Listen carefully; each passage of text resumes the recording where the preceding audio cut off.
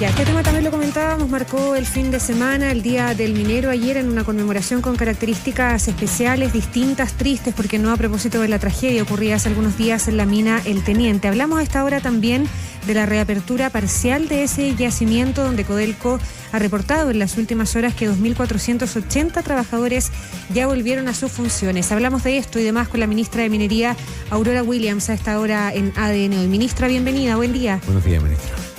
Buenos días, Paula. Buenos días, Rafael. Ministra, la reapertura de las zonas seguras del Teniente, ¿qué porcentaje, primero, se toman en base a qué informes? Y segundo, ¿qué porcentaje del total de producción de la mina vuelve a estar en funcionamiento? Mire, este fue un alzamiento parcial y progresivo de una medida provisional que estableció el Servicio Nacional de Geología y Minería y la Dirección del Trabajo. Ambas instituciones se desplegaron en terreno y habilitaron la apertura de 8 de las 12 operaciones que tiene la división El Teniente. Las 8 que se abren representan aproximadamente el 80% de la producción del Teniente, el 82%, y la recuperación de la producción es gradual, cumpliendo un conjunto de medidas que guardan relación con monitoreos y además con que los trabajadores y trabajadoras estén debidamente informados de esta nueva condición y los potenciales riesgos que pueden existir. Ministra, puede parecer obvia la pregunta, pero el resto de sectores que no fueron autorizados a abrir por Sernagiomín tiene únicamente que ver porque son los sectores afectados por esta explosión y este derrumbe, ¿o hay algún otro que tenga relación, por ejemplo, con la indagatoria de la Fiscalía? El fiscal Aquiles Cubillos nos decía la semana pasada que él creía que había ciertos sectores que, más allá de que estuviera la instrucción técnica o que tuviera viabilidad técnica la reapertura, no iban a poder abrir a propósito de las investigaciones. Quisiera señalar dos cosas para responder su pregunta. Ajá. Primero, coinciden. 2 de los 4 sectores efectivamente corresponden a aquellos que el fiscal ha señalado como importantes de investigar. Entonces, coinciden. Lo segundo es que también quien solicita el levantamiento de la medida provisional es el titular, en este caso Codelco, y Sernagiomín, en el caso de los temas mineros, y la Dirección de Trabajo en los temas laborales, va levantando esta restricción en la medida que se van cumpliendo ciertas características. Entonces, los 4 sectores no abiertos, existe una coincidencia, y por otro lado, se irán abriendo en la medida que se cumplan los requisitos técnicos y laborales exigidos por los organismos competentes.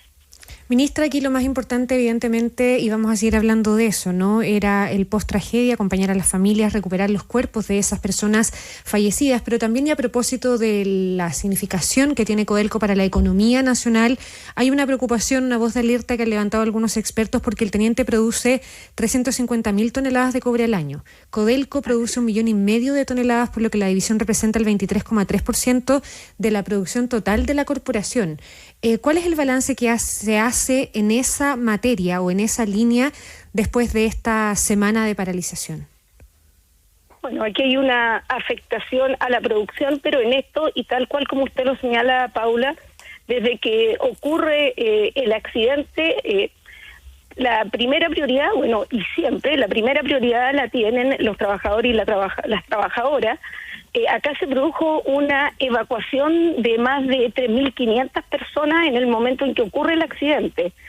Y en los sectores afectados quedan 15 trabajadores con algún tipo de consecuencia, 9 lesionados y finalmente 6 fallecidos.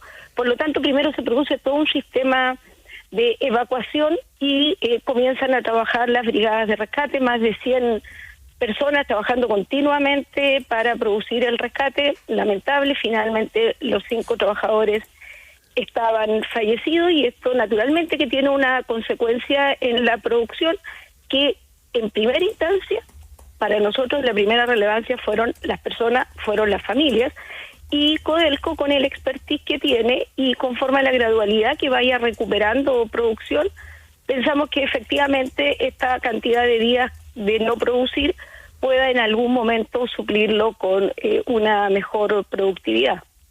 El proceso de producción, ¿Tenía alguna suerte de margen? Es decir, ¿había material extraído que estuviera acumulado y que permite ahora, mientras se retoma el ritmo de extracción, seguir con los otros pasos hasta el refinamiento del cobre? No puedo responder tan certeramente, Rafael, porque Codelco tiene un gobierno corporativo propio, en donde hace la administración de los temas comerciales internamente. Yeah. Lo que puede ocurrir es que efectivamente hubiera algo en bodegas. Recordemos además que estábamos viviendo un tema arancelario, por lo tanto los flujos de ventas se habían acelerado bastante. Codelco lo había dicho públicamente, ellos estaban moviendo flujos hacia Estados Unidos, producto del tema arancelario previo. Eso, estábamos en esa etapa cuando ocurre el accidente, por lo tanto ahí se produjo una venta muy fuerte, muy acelerada hacia Estados Unidos. Ministra, ¿qué novedades o qué información tiene el gobierno sobre esta auditoría internacional que anunció el presidente del directorio de Codelco el día que se termina con el rescate de los trabajadores fallecidos? No hay detalles de quiénes la integran, de cómo va a funcionar.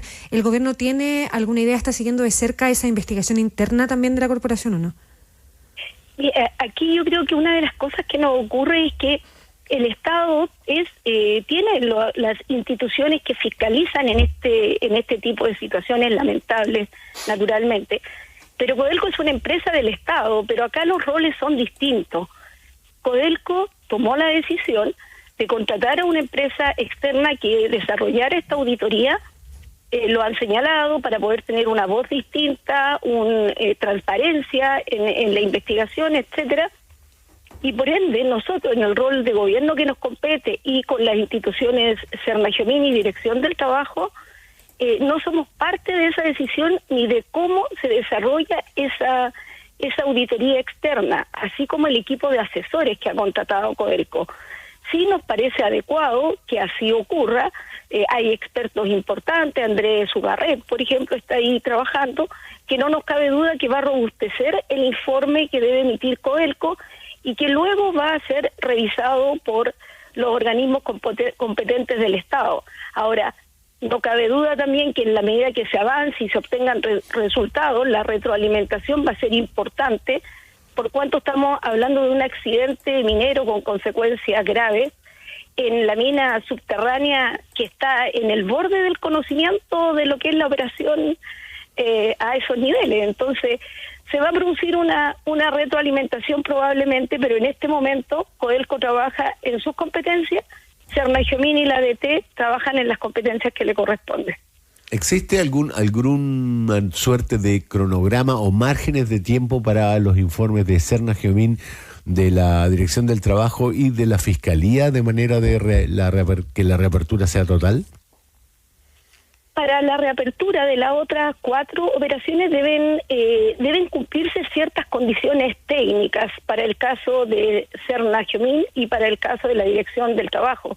Solo una vez que se cumplan dichas condiciones se podría producir la apertura, y lo que se solicita y que es como bien propio dentro de estos casos es en la práctica presentar un conjunto de informes que aseguren la estabilidad, que aseguren la continuidad de operación y por sobre todo la seguridad. Se requieren informes técnicos de las causas que generaron el evento, un programa que contemple la recuperación y la potencial reparación. Entonces esto tiene una gradualidad. Nosotros no tenemos estimado un plazo, dado que se requieren de informes que son bien, que deben ser bien robustos y deben ser bien acabados. Ya, y ahí, ministra, solo volver sobre ese punto, ¿se puede cuantificar o tienen ustedes como gobierno alguna idea de la cuantificación de las pérdidas, más allá de que usted particularmente confía que con un aumento en la productividad Codelco pueda compensar esa pérdida de la semana de paralización, ¿no? Nosotros tenemos una estimación, pero insistimos que confiamos en la gestión de Codelco desde ese punto de vista, siendo lo más importante, y en esto vamos a ser bien enfáticos, que la seguridad está por sobre la producción, ¿no? O sea, en cualquier situación de riesgo está en este momento en la mina un un turno de Sernagiomín, está también la dirección del trabajo, que están chequeando y colaborando, o sea, ambas cosas, chequear que se cumplan todos las condicionantes que se dieron para la apertura, y por otro lado también colaborando para que esto sea con todo el sentido de seguridad que requiere. Ministra Aurora Williams, no puedo dejar de preguntarle porque en la última semana, a nivel de la carrera presidencial, el tema de la minería ha estado bien central, ¿no? Y de hecho ha generado harta controversia a propósito del programa de primarias de Janet Jara, en el que se hablaba de la nacionalización del cobre y del litio. Primero preguntarle por eso, que se ponga sobre la mesa, más allá de que ahora va a ser una posición que cambia, a propósito de lo que ha dicho la misma candidata, ¿qué nivel de incertidumbre genera a nivel empresarial, a nivel de la industria, que un programa de gobierno inicial, de primaria, insisto, plantee la nacionalización del cobre y del litio? Mire, nosotros en particular no opinamos respecto de lo que los candidatos y candidatas planteen respecto, en el caso particular mío, de la industria minera. Solamente señalar algo importante, que hoy día no cabe duda que el mundo está absolutamente orientado a requerir minerales críticos, y ahí Chile puede jugar un rol fundamental. Lo jugamos y no me cabe duda que lo vamos a seguir jugando, no solo en cobre, en litio, sino que además en una serie de otros minerales, y nos parece muy adecuado que sea un tema de debate, por cuanto efectivamente marca el devenir de la industria minera y lo que está ocurriendo hoy día en el mundo en materia minera. Nosotros vemos los temas geopolíticos están marcados por los minerales críticos. Y en ese contexto, nacionalizar el cobre o el litio, ¿tiene algún asidero más allá de hablar de uno u otro candidato? Hoy día el trabajo que hemos realizado nosotros como gobierno ha buscado afianzar las alianzas público-privadas. Lo hemos visto especialmente en la Estrategia Nacional de Litio, y creemos que de esa manera se puede desarrollar nueva producción de minerales, no solo de cobre y de litio. Ministra Aurora Williams, ministra de Minería, muchísimas gracias por el tiempo que nos ha dedicado aquí en Radio ADN. Que tenga usted una muy buena jornada. Para ustedes también, muchas gracias, Paula, Rafael. Gracias, ministra, buen día. Buen día. 7:53 minutos. 7:53 minutos. ADN.